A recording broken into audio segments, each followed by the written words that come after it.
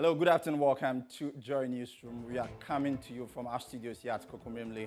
We are live on DSTV channel 421 and GoTV channel 125 and around the world on myjoyonline.com. I am James Ishen. Coming up in this afternoon's bulletin, Amnesty International reveals 1 in 3 women in Ghana face some form of abuse. More on online gender-based violence. You'll see that people are harassed online, sexually harassed. There's revenge porn, there's cyberbullying, all sorts of things going on.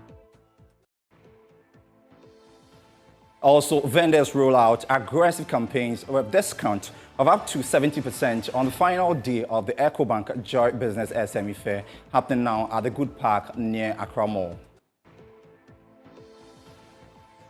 Still in this bulletin, Achimota School beat Kecha Senior High Technical School and Koforidia Senior High Technical School to book the final slot of the semi-finals of the National Science and Maths Quiz. Motor School. Congratulations on winning the contest. You have booked an appointment with me in the semi-finals. Congrats. We're doing this and some other stories in the next 60 minutes. Stay tuned.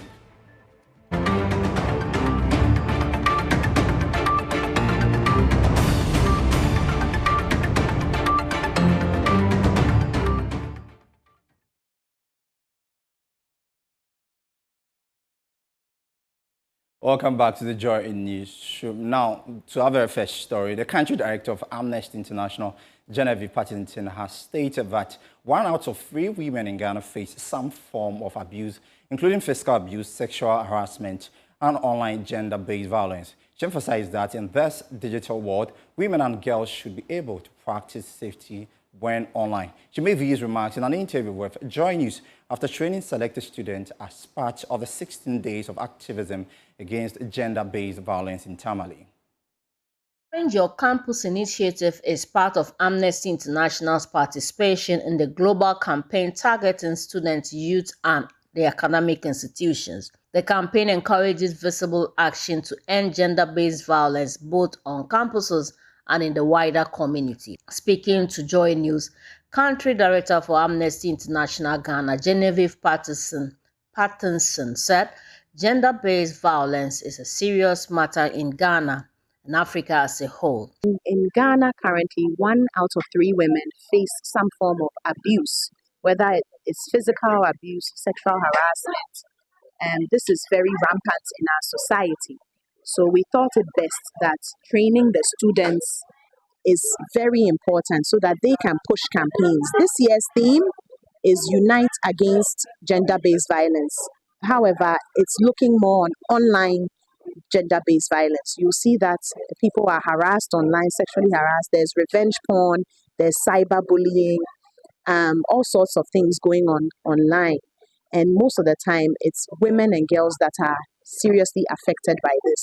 So we are going to train them what is online violence, how to handle it, how are we able to identify online gender-based violence. She explained that empowering the youth is their vision, which is why they selected participants for the training, adding that the training is to help the students understand their rights. Social media has become a space for, not just good things, but also bad things. So we selected the youth because they are definitely the ones we need to empower. They can be perpetrators, but they can also be champions against gender-based violence. So it's very important that even campuses, a lot of sexual harassment happens, whether it's student to student, teacher to student, it happens.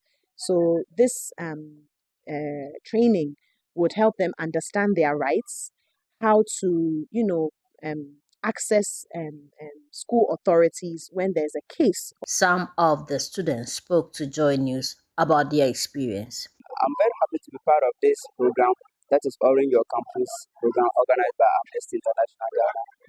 This program seeks to educate students and to empower them to know more about gender-based violence. And I'm in particular happy to be part of this year, and I hope to be empowered to receive education on it, and then to also go back to my campus and educate my colleagues. We are here for a training workshop on Orange Hill campus, which is basically a training for students on sexual gender-based violence. Now, Ghana's push for gender balance in leadership still face hurdles, even as the nation celebrates 25 years of a global call to empower women in peace and security.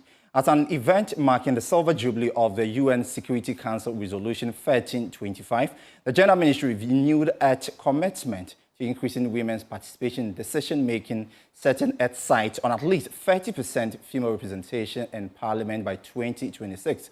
Gender Minister Dr. Agnes Naumomolati shared this vision during a press briefing in Accra, urging stronger collective action to make equality a reality. Mamavi Sefako has more in this report. The Gender Ministry has marked the 25th anniversary of the United Nations Security Council Resolution 1325 with a press briefing in Accra. Addressing the media, the Minister for Gender, Children and Social Protection, Dr. Agnes Naumomolati, reaffirmed the ministry's commitment to fulfilling the objectivity of the Affirmative Action Bill and advancing women's participation in leadership. In fact, we've been doing certain things over the years. We want to do it differently this time within a specific or a targeted strategy, to ensure what the results will be something that is anticipated. And so we are going to up our game, but I can assure you that the story or the situation is not so good a picture, even though you can say that there's been some marginal improvements, especially at the local level, but it is still not up to it yet. Given the fact that we have to attain 30% by 2026, and we are here and we don't have even up to 25%, we cannot say that we are sleeping. We have to up our game in order to attain it. And so we are going to bring everybody on board. The chairperson of the Ghana chapter of the African Women Leader Network, Dr. Charity Binka, is calling for greater inclusion of women in peacekeeping efforts and mediation processes. Well, we won't say we are doing enough, but we can speak up and say that we are absent. Without us, there will be no peace. That is why we still have all these conflicts. Even in Ghana recently, the conflicts around northern parts of Ghana. Who are the people who started the conflicts? Is it not men? So we are saying that we are the peacemakers. Women are natural peacemakers. So all that we can do is to push. That is why from the presentations they made today, you can see that there is a little bit of progress. Even the judiciary, now the women are a lot more than they used to be. So it's all these advocacies that we've been making. Advocacy on this, advocacy on that, and this. And the peace and security one is very important. Many people take peace, issues around peace and security for granted. But without peace, we can't even sleep in our homes. The hope is that Ghana's next chapter on women, peace and security will be one of inclusion, not just intention. Mamavi Sefakote's report read to you. Now, as the government intensifies efforts to tackle rising youth unemployment, private sector players are stepping up with innovative solutions.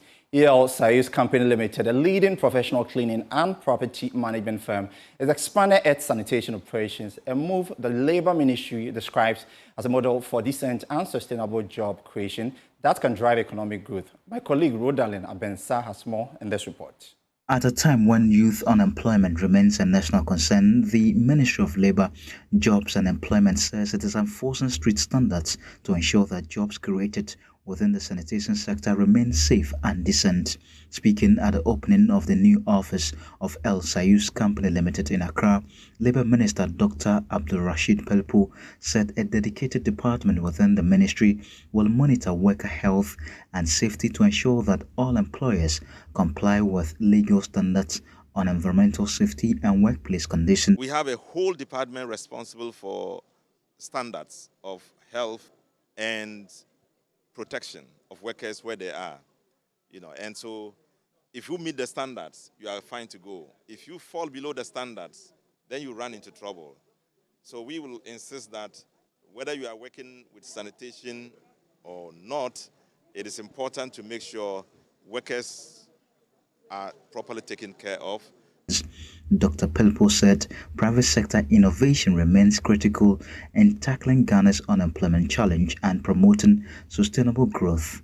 He commended El Sayus Company Limited for aligning its 24-hour sanitation operations with the government's employment agenda, a move he said reflects the ministry's commitment to promoting decent and secure jobs. Well, it's very exciting to hear that he's following the 24-hour agenda policy, and it coincides directly with the expectations and focus of my ministry.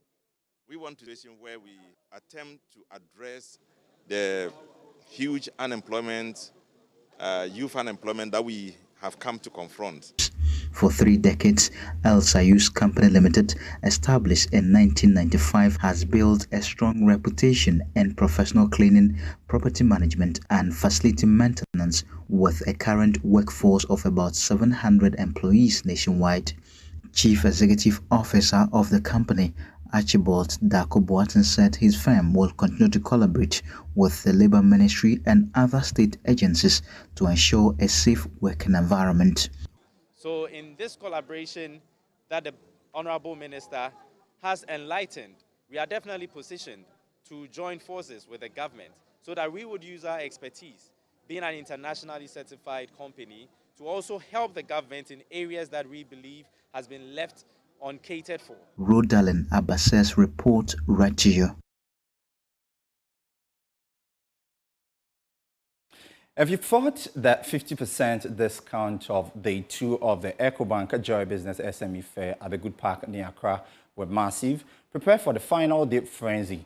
Vendors are rolling out their most aggressive must-go prices, with expected discount set to reach an astonishing 70% on selected items, making today the most financially rewarding day for shoppers. The fair aims to promote and strengthen the SME sector in Ghana while boosting the nation's economy and champion made-in-Ghana products. Helen Kai Ai has a wrap of how day 2 unfolded.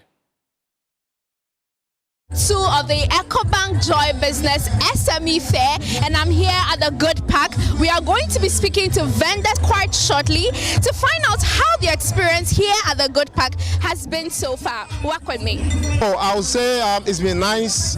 We've made a couple of sales. There's been a quite inquiries, and the people that come in, they really relate. They want to understand what you do. They also want to be part of it. And some have made promises as to coming back, and we know they will, because some said they came back for their products, and it's been nice so far. The experience has been very great. You know, for companies like ours, it is contact, the connection, and the networking. Though we have done some sales, we hope that from here we are going to get big contracts. Looking at the number of people who have worked to us and then taking our numbers. It's not been bad. Yesterday was okay. Today is picking up. We're hoping to, have a lot of people trooping in and making a lot of sales. So this is Federated Food Processing Limited, producers of Acida Premium Rice and Ambaria Premium Rice. We actually at stall number 85. I think that our experience so far has been okay. We started yesterday. Town was a bit sluggish in the beginning, but towards the evening, it kind of like it started up a bit. Today has been slightly better than yesterday, and the day is still going. So we hope that by the end of the day, we'll get a lot of people coming in to patronize our products. This is our first time being on the SME with EcoBank and Joy. So we are looking forward to more future collaboration. DPS pipes and plastics. We have various types of plastics and pipes as well. We are here to display for the second time. We are known for these beautiful household materials over here, but a lot of people don't see us displaying them in public. So today we are here to show them. It's a good avenue to display or showcase what we have, because there are a lot of brands out there, and then DPS, people sometimes know the product or they hear the name, but they don't know where it's coming from. So we are here to educate them as well, tell them the difference between those household plastics and why they need to patronize DPS pipes. It's a good avenue, so we promise to be on board next time. I've tried almost like 2 foot right now, and then it's so nice. I tried Las Palmas, yes, catering service, their food. It was so delicious. So I'm actually having fun, and I'm still going through all the stands and everything to see other stuff. I bought some beets, I bought some food, coconut drink. I'm here to buy that one, so I'm happy that it's strictly Ghanaian because I like to buy made in Ghana goods. That's why I'm actually here, so I'm enjoying myself. Your call be to others who are yet to come and experience these nice things that you're talking about? They should hurry up. They should hurry up and come and support made in Ghana goods. So this has been day 2 of the EcoBank Joy Business SME Fair here at the Good Park, and we've heard from both exhibitors and customers sharing their experiences here at the fair. If you haven't been here yet, I'm sure you have to make your way here to have such experiences. For Joy Business, I am Helen Nakai Ai. Now, on the back of this, let's go on the line to my colleague, Razak Musbawo, to give us updates. Razak, how is the final day of the EcoBank Joy Business Fair going? Yeah, so it's the final day of the EcoBank Joy Business SME Fair here at the Good Park. It's a final day, and we've got over 150 exhibitors on ground with varied products on display here. I mean, from your most delightful Tom Brown to the sandals to the outfit, every single item, Ghanaian made item that you're talking about, we've got it on display here. And it's been a great experience so far. I mean, for the last days, Friday we started, yesterday was a really exciting time, and we are wrapping it up all today. Well, I'm here to talk to one of the exhibitors. He deals in some really nice outfit. Hello, sir. What's the name? Kofi Chire Ajima. Wow. Which company is this? Also, this is Kofi Chire Clothing. Clothing. What do you deal in? Because I've seen some of your outfit really nice. So actually we deal in kaftans. We have some casuals as well. And I have some denims on my right hand. And these are casuals as well. How's the experience been in the last few days, you know, here at the Good Park? Oh, it's a good place to be. Exposure is guaranteed. You meet a lot of people. You have other works to learn from, and I really like the publicity as well.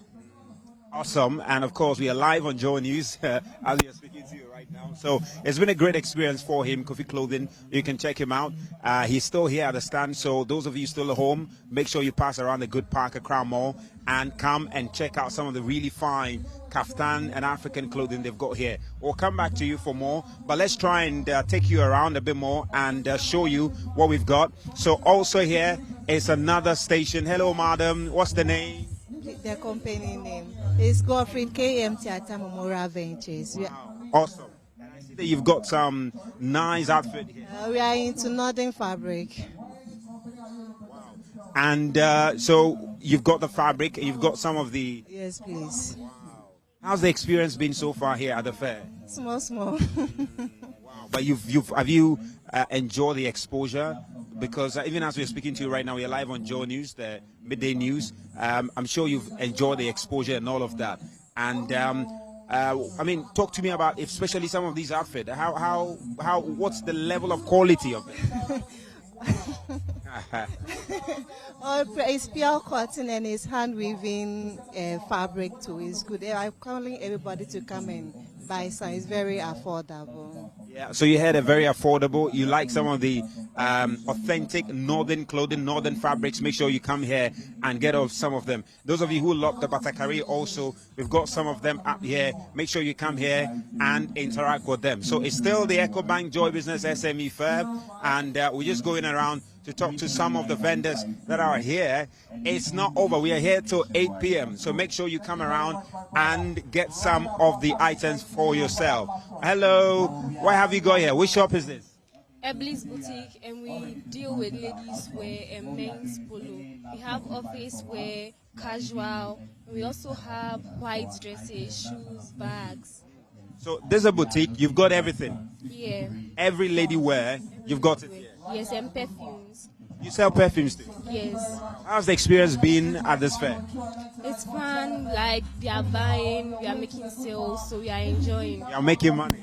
Yeah. Awesome. And I can see some of the outfit here. There's a classic dinner wear, isn't it? Yeah, these are the luxury wears. Wow.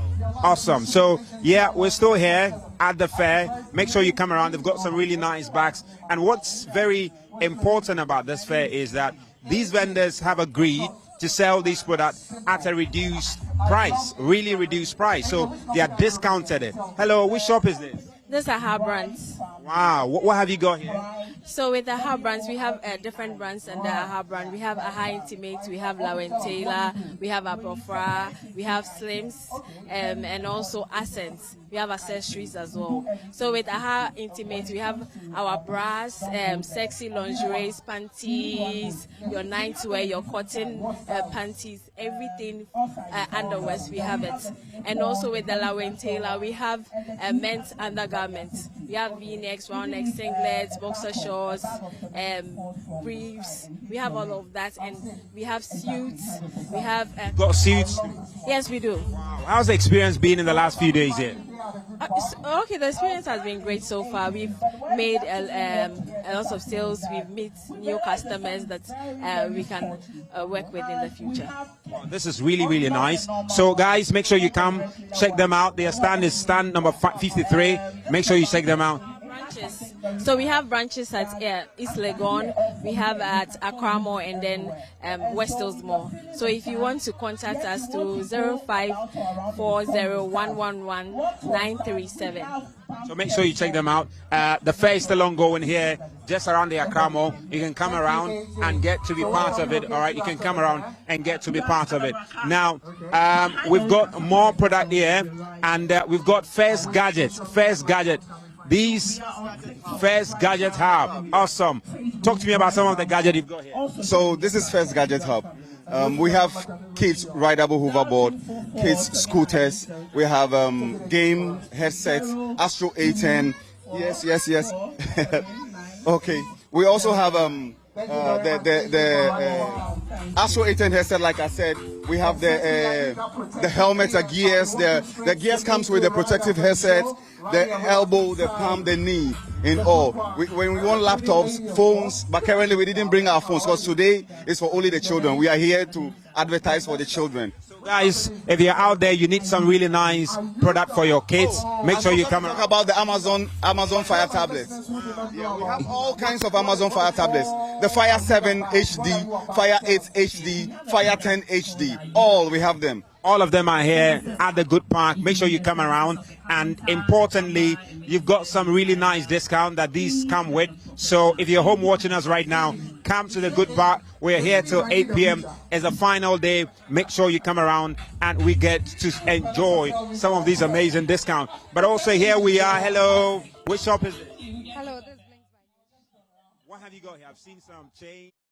And that's my colleague Razak Musbao at the Good Park near Accra Mall, giving us up-to-speed information of what is really transpiring at the EcoBank Joy Business SME Fair. Now, away from the SME Fair, now the concerned small-scale miners association says the government must move into enforcement of the ban on importation and manufacturing of chanfan machines in mining communities. Chairman of the association, Michael Kojo-Pepra, believes early enforcement of the ban is key to saving the country's water bodies. The Environmental Protection Authority, in a recent press statement, observed that though the sale and fabrication of the machine provides a source of livelihood, its ban is needed to protect river bodies in the country. Nana Yaojima has been looking at the damage caused by the machine and filed this report. The chanfan boats, which float on water, are made of barrels welded together with steels and wooden boards to make a platform. On the platforms, the chanfan engines are mounted to power the boats. The boats, known as tututu, float on river bodies. This is where illegal miners dredge the water bodies for gold. Sometimes, the boats have simple washing points on which the dark sand is washed, with the residue being disposed of in the water. This has caused a lot of water bodies to lose their quality. This is the river in Mankind. It joins the river Ofin at a point. So when the pollution is caused here, it affects Ofin, and Ofin goes to Pra and to the sea. Already, efforts are being made by government and the concerned Small-Scale Miners Association to halt the illegality. But with easy access to the machines, the boats are easily built for the miners to make a return to the river bodies. Chairman of the National Concerned Small Scale Miners Association, Michael Kwadjopepra, believes the ban, if effected, will aid the fight. This chanfan machine or the equipment has had a lot of impact on our water bodies, because without these chanfan machines, I don't think people would be dredging our rivers, because the cost involved to build a dredging machine is not easy. But this chanfan machine has made it easier for people to easily acquire them and then mine on our water bodies. We all know that no law permits one to mine on our water bodies. So anybody who is found on these water bodies do so illegally. So in order to help in fight this galamsey problem, the ban would really yield results, because if people are not able to acquire these machines, they would not even want to venture. We should applaud the EPA for such a bold step, and we want to make sure that it is not going to be a 9-day wonder. And in so doing, if indeed is a ban, then one, people manufacturing these chanfan machines in Ghana should be arrested, or should be make sure that what they are doing will be stopped. And also the importation of the same chanfan machines, they should make sure that people will not find other means in trying to bring it into this country. Meanwhile, the Concerned Small Scale Miners Association says it is bent on tracking down persons perpetrating the illegality on the river bodies. So we have brought about something we call the self-policing policy. And people who are in these communities and dredging or mining illegally on the various water bodies, as an association, we would make sure we clear them. For Joy News, Nanaya Ojima reporting. Now, as Ghana battles the growing threat of illegal mining and environmental degradation, safety advocates are warning of dire economic consequences if urgent action isn't taken. At the third edition of the Safety Profit Conference, stakeholders raised red flags over how unsafe practices from galamsey to frequent fire outbreaks are undermining national productivity. My colleague Maxwell Aklobotu was at the conference, and he has more in this report. And working in unsafe environments does not just endanger lives, it slows productivity. But when nothing is done to fix it, the damage becomes national. That's the warning from the Safety Profit Foundation as it flags Ghana's illegal mining crisis as a looming economic and environmental disaster. Speaking at the third edition of the Safety Profit Conference, convener Edward Debra cautioned that the unchecked rise in illegal mining could erode Ghana's export earnings and cripple key productive sectors. Once the water gets destroyed, it doesn't affect the people living there. It even affects the things that we probably might export. The people living there, you and I would drink water. When we were younger, live in the villages, we used to drink from the rivers. Can you try that today? No. And then again, you should see the laws working. Once you violate the law, you've got to be punished for it. Until we get to that point, we'll just be joking. With just days to COP30, the 30th United Nations Climate Change Conference, Edward Debra urged policymakers to move beyond rhetorics and take decisive climate actions to protect Ghana's natural resources. I read a book and it says that the last tree dies, the last man dies. And until we get to that point where we want to protect our resources for generations unborn, we are doing them a disservice. I hear governments go on international platforms, COP26, COP27, COP28, they'll be going on COP30 very soon. They're still going to talk about nice things that we need to do to protect the environment. Is it what is happening on the ground? I feel like we need to strengthen our institutions. The conference also spotlighted Ghana's growing fire incidents. A survivor of the Piper Alpha disaster, one of the deadliest offshore oil explosions in history, advised that Ghana must strengthen its legal and safety frameworks to curb the rising devastations caused by infernos. Ghana's a young country, you know, it's got the opportunity to get things, sorted in their own legal requirements to get all these safety issues dealt with. And new properties getting built, there should be a lot of more regulations put in, because it's just, like I say, it's the human factor it's caused, you know, the poor people that suffer. As global leaders prepare for COP30, the message from the Safety Profit Conference is clear. Safeguarding lives and environment isn't just a moral duty, it's prerequisite for national growth. For Joy News, Maxwell Akrobotu, Accra. Now let's take a breather. We'll be right back for more.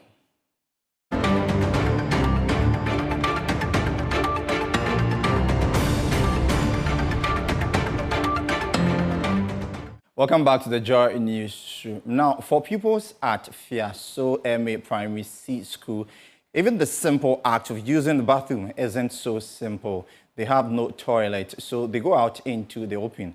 It's a daily struggle that highlights the poor state of infrastructure in thousands of Ghana's basic schools. But there is finally a glimmer of hope. A new classroom block has been built here, one that comes with toilet and a borehole for clean water. Still, the municipal chief executive isn't leaving anything to chance. He's warning the contractors to do the job right or face the consequences. More in the following report. Ghana, this is their reality. The dream of quality education is hampered by a harsh infrastructure deficit. Distractions from passerby and the slightest downpour become good enough reasons to close school. Over 5,400 basic schools in the country operate under trees or in makeshift structures. The consequences are severe: reduced learning outcomes, low student motivation, and teachers who are discouraged from working in these areas. At the Fiaso MA cluster of schools primary C in the Tichiman South municipality of the Bono East region, the challenges are all too familiar. Haruna Salamatu is a teacher here. So my children here, and how the school is, the children sitting under trees, it's not helping at all. Sometimes when it's raining, that means lessons have to stop. Then all will run inside the other classroom before the rain will stop, then lesson will continue. The school's challenges extend beyond infrastructure deficits.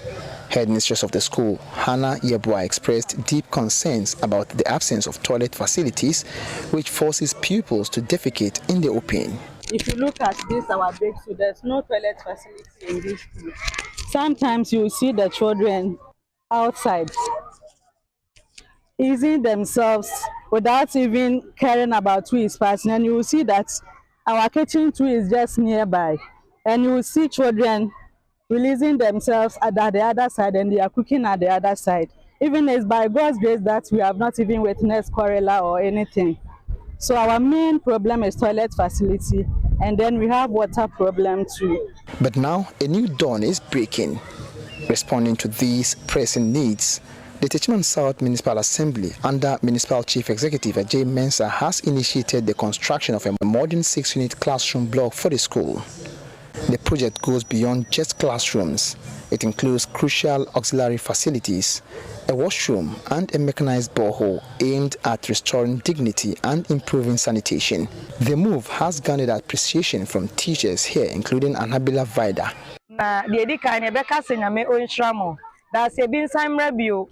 The Fiaso School project is one of several being undertaken by the Assembly, funded through the Common Fund and its internally generated funds.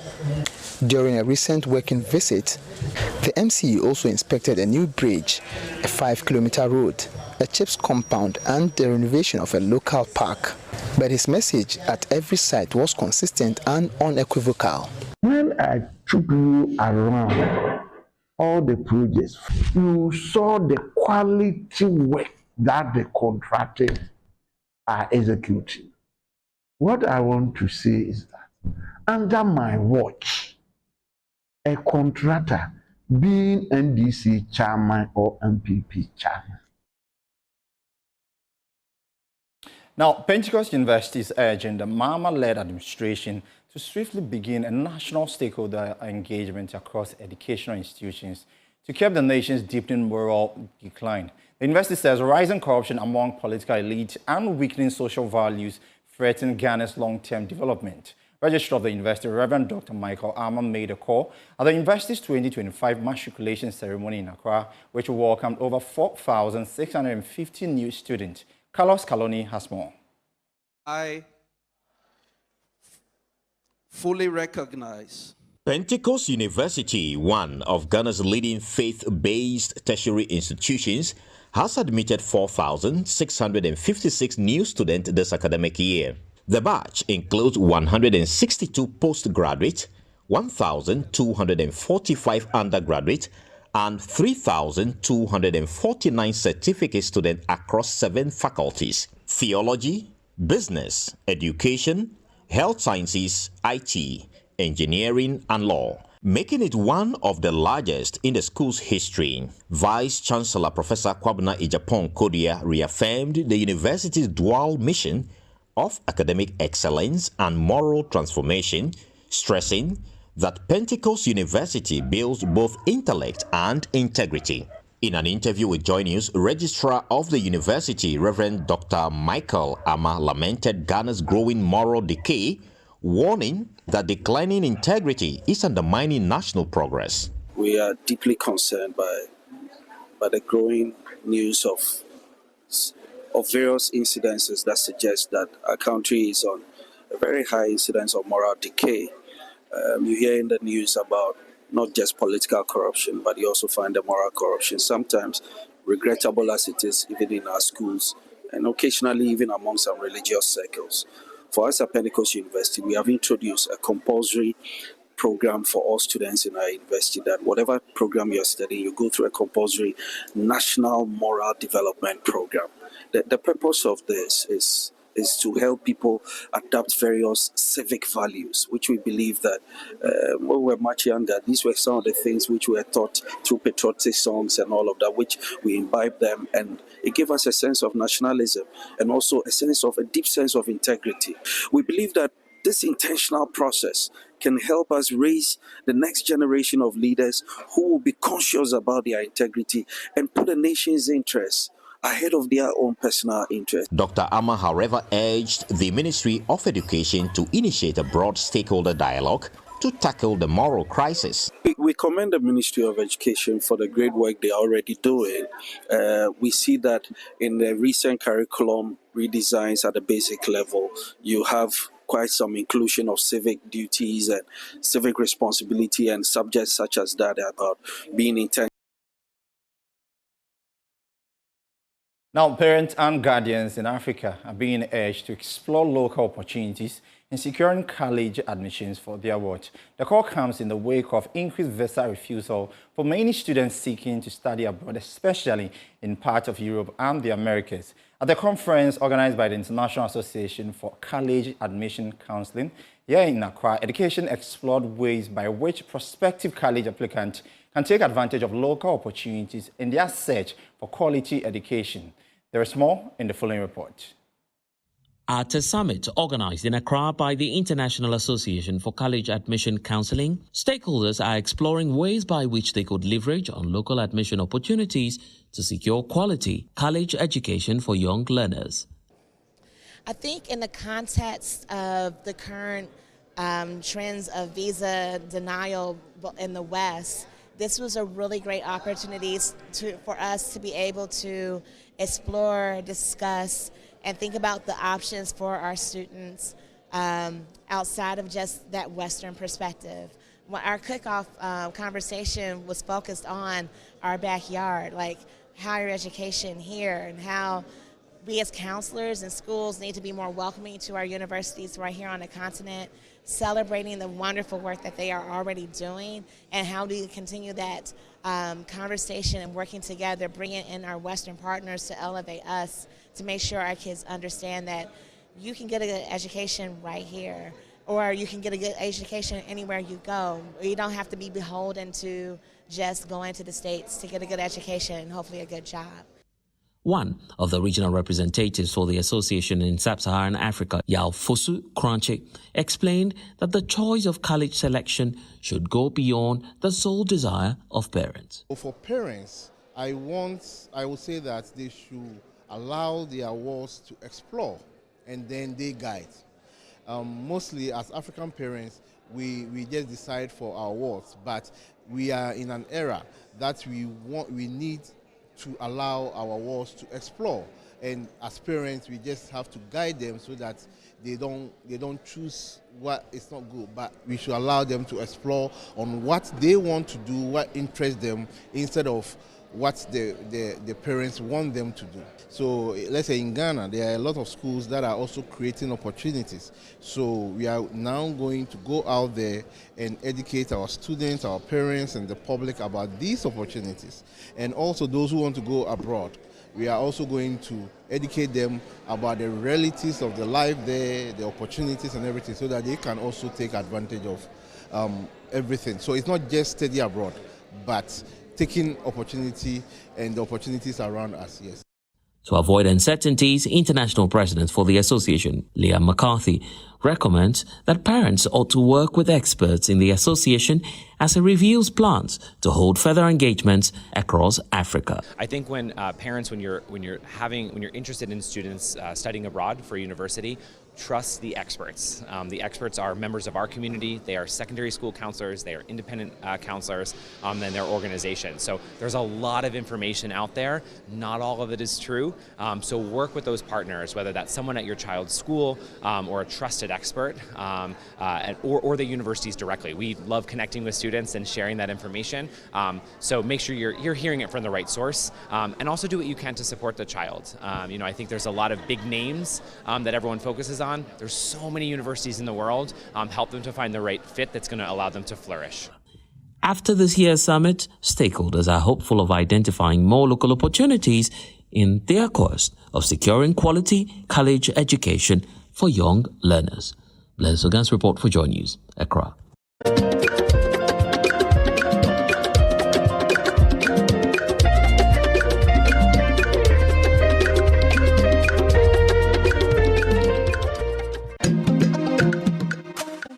Now, let me take you to Cape Coast for the National Science and Maths quiz, as Achimota School has chased out Keta Senior High Technical School, the very school that denied them a semi-final chance at this same stage last year.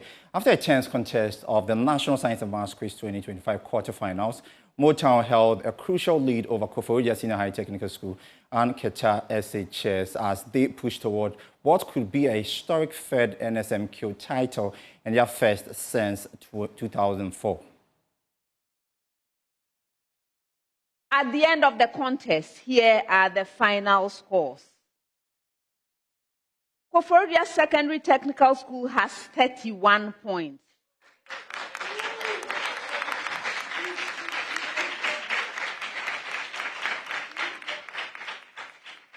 Keta Senior High Technical School has 34 points.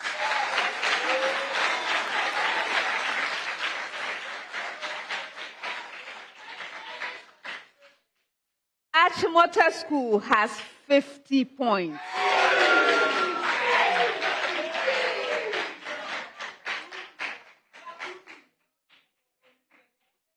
Koforidua Secondary Technical School, thanks for being here. Unfortunately, we must say goodbye. All the best to you. You are not leaving empty-handed. From the Gold Riddle Super Bonanza, you have earned 500 Ghana cedis for solving a riddle. And from the Momo Money Zone, you have earned 1,240 Ghana cedis. Best wishes. Keta Senior High Technical School, thank you for being here as well. Unfortunately, we must say goodbye because it's the end of the road for 2025. However, I wish you the very best. You are also not leaving empty-handed. You solved 2 riddles, and so you are taking away 1,000 Ghana cedis. And from the Money Zone, you are taking away 1,360 Ghana cedis. Best wishes to you. Achimota School. Congratulations on winning the contest. You have booked an appointment with me in the semi-finals. Congrats. Well, let's see what you have to take along with you for now. You have 500 cedis from the Super Bonanza, and you have 2,000 cedis from the Money Zone. How did you see the contest itself? Right from round 1, your school, Motown, took the lead till the last round. How did you even see the contest? Oh, it was very exciting, and then I knew my boys could do it, so I wasn't a shock. Yeah, coming up against Opokuwari and St. Peter's SHS. What should we expect from you? The same, nothing but the best. That's what I can say for now. Thank you very much.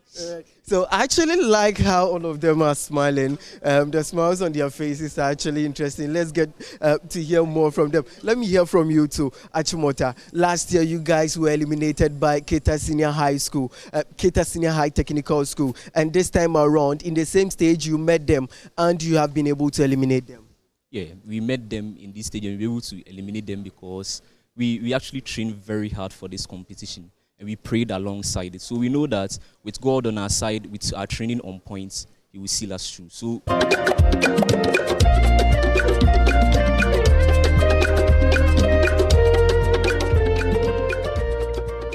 now, away from the National Science and Maths quiz, telecommunication giant Telecom Ghana has pledged to deliver more efficient and reliable services to its customers after holding a series of wellness and sporting activities to promote the health and productivity of its staff.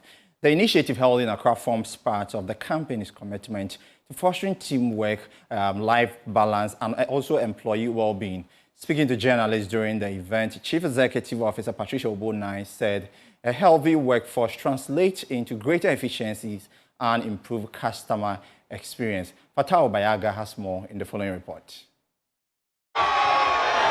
The telecommunications giant believes that employee well-being is paramount in every work environment. This underscores the necessity of engaging in activities that promote healthy living and enhance productivity. Chief Executive Officer Patricia Obonai stated that the initiative has been beneficial for employees since 2015. So we believe that it's not enough to ask people to come to work, give them KPIs, deliver on business growth. The business growth depends on the well-being of your employees. And so over the years, we have set aside the month of October. One, as our care month, we take care of our customers in a very special way, reward them, say thank you. We reward our employees as well. She added that the company will continue to work diligently to satisfy its customers nationwide by heavily investing in network expansion and other initiatives tailored to meet their needs. As an organization as well, it is the best time of us because we are investing heavily. We are investing in expanding our network. We've done quite some expansion this year, and in the coming year, we're also planning to put in so much to open up the network. We can see high utilization on data, and so for us, it's important to put in mobile money, and data is going to grow the industry, and we can't treat our customers anyway, but make sure they can use the network for which they are committed to. The month-long event featured various activities, including donations to hospitals, health walks and screenings, among others. The climax of the event brought together participants from the company's offices in Accra, where they took part in various games, including weightlifting, football, volleyball, athletics, among others, aimed at keeping them fit. Many employees who participated in the team competitions have been sharing their excitement about the experience. It helps us socialize. It helps us also relieve a lot of stress. I think it's a good program. I've been here for a couple of years, and every year Fusion is better and better. My work, I have to be fit all the time, and personally, fitness is something I hold so dear. Telecom believes this is the most effective way to improve employee health and boost efficiency. For Joy News, Fatao Bayaga, Accra.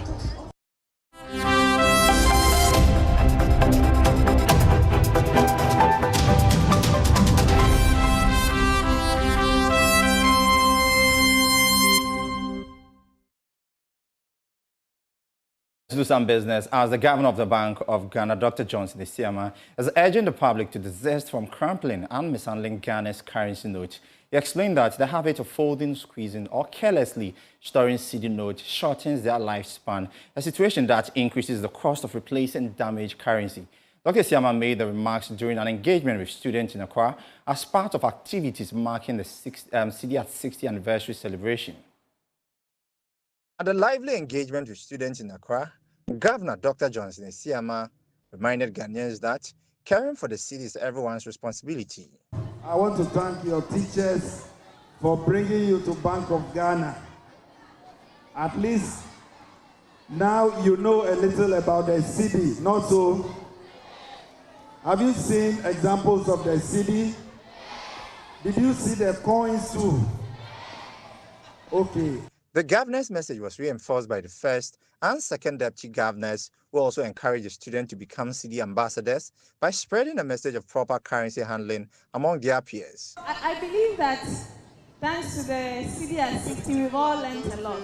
But I also want to share something little with you, because as we went around engaging you, some of you made some comments to me, and I'm also sure to the other governors.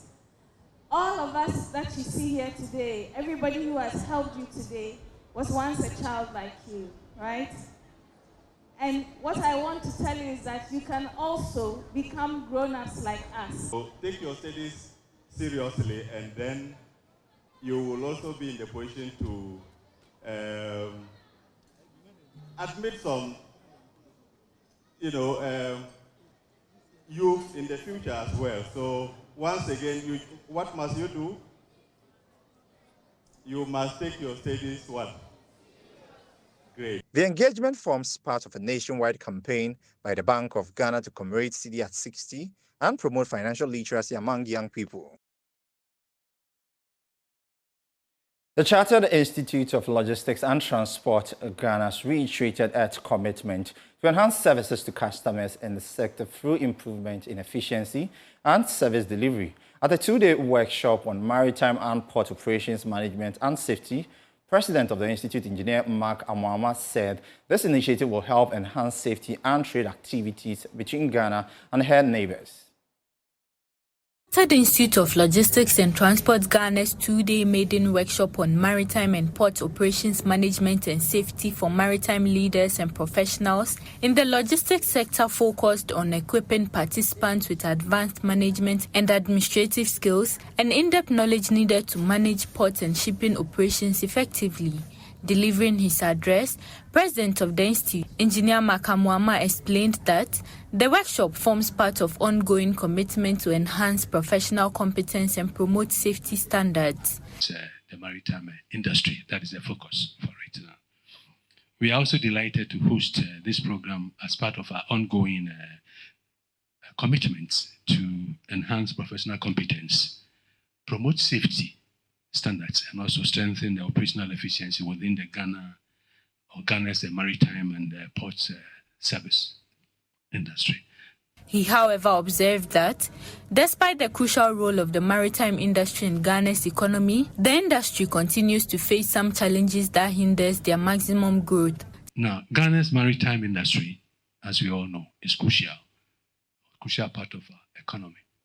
And it was said by in fact, the two of them, very crucial. So we ask ourselves, what is the domain? Handling almost about 85% of international trades, and we all know international trades, the goods that we receive from out there is coming through the maritime space. Now, with the ports of Tama and of course Takoradi being the key main hubs for this, the industry is characterized by significant trade volumes, as we all know, but also faces challenges like efficiency, bottlenecks, and of course what we term as the blue crimes, such as piracy, illegal fishing. Some of the major areas the participants of the workshop were taken through included advanced port operations and maritime environmental risk and sustainability. And that's all for today's edition of Joy Newsroom. For more news, you log on to myjoyonline.com, where you have updates. And on the My Joy Online portal, you could see the EcoBank Joy Business SME Fair Grand Final promises 70% discount, and final also concerned with A-list artists and some more stories up there on myjoyonline.com. My name is James Shen. See you at 7 p.m. tonight. Good afternoon. Stay blessed.